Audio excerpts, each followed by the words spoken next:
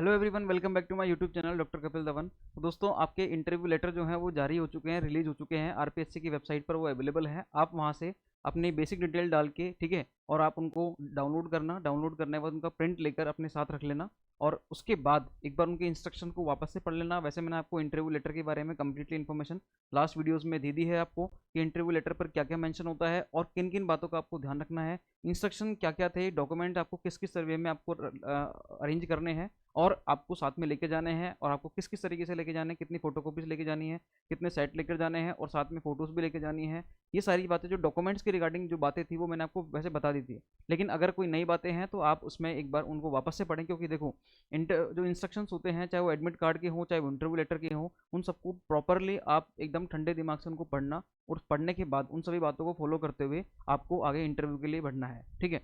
सबसे पहले क्या करना, आप अपने डॉक्यूमेंट्स के साथ, अब ये जो इंटरव्यू लेटर जो है आपका, इसको डाउनलोड करके प्रिंट करके और इसको अपने जो डॉक्यूमेंट्स के साथ है, जो आप आरपीएससी लेकर जाओगे उसके साथ उसको अटैच करके लेकर जाना साथ में। ठीक है, इसको भूलना मत, क्योंकि वापस से वही चीज़ है कि हम कई बार क्या करते हैं, एडमिट कार्ड जब हम कोई एग्जाम देने जाते हैं तो एडमिट कार्ड जो होता है उसको ही कई बार भूल जाते हैं। फिर वहाँ पर नियर बाय हम ई मित्र वगैरह देखते हैं या कोई शॉप देखते हैं कंप्यूटर की, जहाँ से हम उसको डाउनलोड कर सकें। हमारे पास सब कुछ होता है लेकिन वो एडमिट कार्ड ही नहीं होता कई बार। तो ऐसा बहुत रेयर स्टूडेंट्स के साथ होता है। ठीक है, तो थोड़ा सा और इन चीज़ों को थोड़ा वेल मैनेज तरीके से रखें, क्योंकि वहाँ पर जब आप जाओगे तो वो चीज़ें मतलब फैली हुई ना हो। क्योंकि बहुत सारे कैंडिडेट को हम देखते हैं, जब मेरा खुद का इंटरव्यू था तो उस केस में मैं देखता था कि सही बात, जब भी जो कैंडिडेट हैं उनके डॉक्यूमेंट्स ही आपस में अरेंज नहीं है, फैले हुए हैं, 10th की मार्कशीट ढूंढ रहे हैं और बड़ा पैनिक हो रहे हैं। क्योंकि डॉक्यूमेंट वेरिफिकेशन के जस्ट बाद आपका इंटरव्यू होगा, तो उस टाइम आप पैनिक ना हो। ठीक है, तो डॉक्यूमेंट्स को एक वेल मैनेज तरीके से अरेंज करके लेकर जाना। ठीक है, वो इसी तरीके से आपके मांगेंगे 10th 12th UG PG net वगैरह, जो ये आपकी जो सर्टिफिकेट्स हैं वो इसी ऑर्डर में आपसे मांगेंगे वो। ठीक है, और उसके जो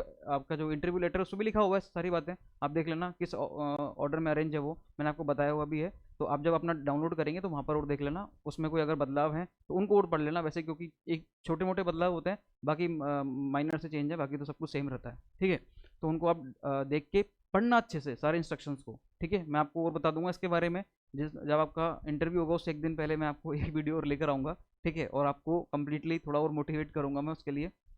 अब देखो, बात क्या करनी है, जैसे डॉक्यूमेंट्स के सेट हैं उसको, और साथ में इस इंटरव्यू लेटर को आपने जो प्रिंट किया है इसको साथ में एक फोल्डर में रख लेना। ठीक है, और जितने भी आपके ओरिजिनल डॉक्यूमेंट हैं उनकी फाइल तो आपके पास होगी, उस फाइल को भी अपने साथ रखना। और उसमें भी जो डॉक्यूमेंट्स आपके काम के हैं उसको अलग से अगर रखो तो ज़्यादा अच्छा रहेगा। क्योंकि उसमें जो मेन फाइल है आपकी, उस मेन फाइल में क्या होता है जनरली, आपके बहुत सारे सर्टिफिकेट्स भी रहते हैं, जो सर्टिफिकेट आपके कोई काम नहीं आते, या स्कूल में मिले होंगे, कोई कॉलेज में मिले होंगे, किसी फंक्शन में मिले होंगे। ठीक है, या आपको आपके समाज में दिया होगा किसी ने भी। तो ऐसे कई सारे सर्टिफिकेट होते हैं जो आपके काम नहीं आते।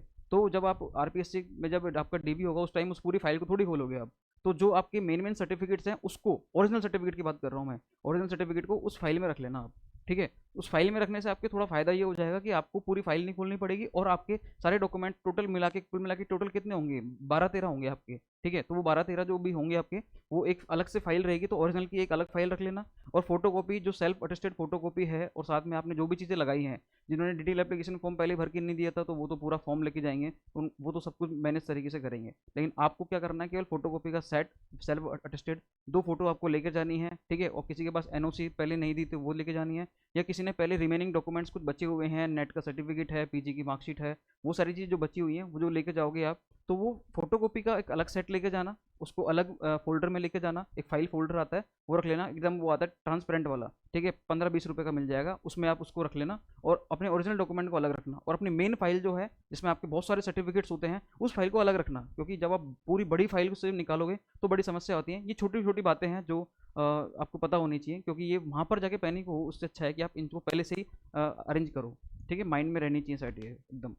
तो ये ऐसी बातें होती है जिसके बारे में आपको पता भी अच्छे से, जानते भी हो, लेकिन आप इसको इम्प्लीमेंट नहीं कर पाते आप। इसलिए मैं बार बार बोल रहा हूँ, एग्जाम हुआ था आरपीएससी असिस्टेंट प्रोफेसर का, तब भी मैंने आपको कुछ बातें बताई थी, बेसिक बेसिक। इवन इवन मैंने आपको ओएमआर कैसे भरना है, आप जब एग्जाम देने जाओगे तो उससे एक दिन पहले आपको किन किन बातों का ध्यान रखना है, वो सारी बातें। तो यहाँ पर भी आप यही करना है आपको। एग्जाम अभी सॉरी इंटरव्यू देने जा रहे हो, ये और भी बड़ा टास्क है आपके लिए अब। ठीक है, पैनिक नहीं होना है, तो ऐसे कोई काम नहीं करना है जिससे आप पैनिक हो। आप खुद पैनिक नहीं होगे, लेकिन वहाँ का एनवायरनमेंट जो है, आपकी जो आदतें हैं पहले की, या आपकी हैबिट्स ही ऐसी हैं कि वो एंड मोमेंट पे सारे सारे काम करते हो, तो ऐसी हैबिट्स हैं वो आपको क्या करती हैं, आपको मतलब पैनिक होने के लिए मजबूर कर देंगी आपको, या सामने वाले मतलब ऐसी कंडीशन क्रिएट हो जाएगी कि आप ऑटोमेटिक पैनिक हो जाओगे। तो ऐसी चीज़ें ना हो, इनसे बचने के लिए आपको सारी चीज़ें क्या करनी है, बिल्कुल वेल मैनेज ऑर्डर में आपको पहले से ही जमा के रखनी है सारे डॉक्यूमेंट्स। और मैंने बोल दिया 3 तरीके से हो तो ज़्यादा बढ़िया है। आपकी फ़ोटोकॉपी है, उसका सेट है, फ़ोटोज़ हैं, एनओसी है, या फिर कोई आपके पास जैसे कोई अदर सर्टिफिकेट्स होते हैं, जैसे कि आपने लगा दिया अपना जो रिसर्च पेपर है वो लगा दिया, आपके पास एक्सपीरियंस सर्टिफिकेट है वो लगा दिया, तो उसका जो फोटोकॉपीज़ का सेल्फ अटेस्टेड फोटोकॉपीज़ का सेट है जो आप वहीं पर दोगे, ठीक है, वो तो आप एक अलग फाइल फोल्डर में रखना, वो भी ट्रांसपेरेंट होना चाहिए।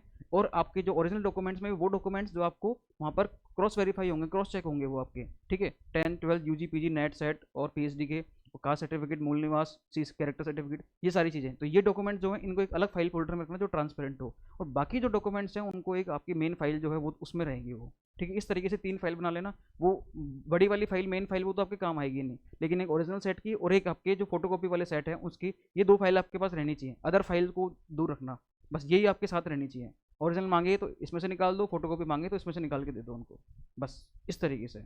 क्लियर है?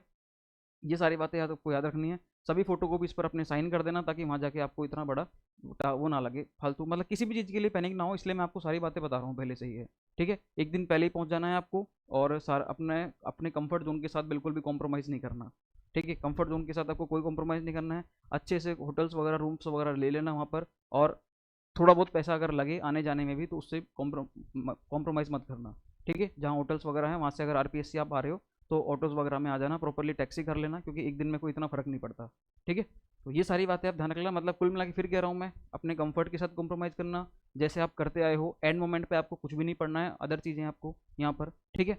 सिर्फ और सिर्फ आपको इंटरव्यू के लिए जाना है, बहुत फ्री माइंड से जाना है। इंटरव्यू में जब डॉक्यूमेंट वेरिफिकेशन हो उस टाइम किसी से भी आपको कोई फालतू बात नहीं करनी है, झगड़ना नहीं है, पैनिक नहीं होना है, कोई फालतू कोई कुछ भी बोले, ठीक है भाई, अपने माइंड को कूल रखना है एकदम, ठीक है। ये सारी बातें हैं। और अपना अब अपना many many congratulations, all the very very best for the interview. आपका कॉल लेटर आ गया है, कॉल लेटर क्या है, इंटरव्यू लेटर आ गया है, रिलीज़ हो गया है, इसको चेक करो, डाउनलोड करो, डाउनलोड करना प्रिंट करो, उसके साथ रखो, सारे इंस्ट्रक्शन को पढ़ लेना, ठीक है।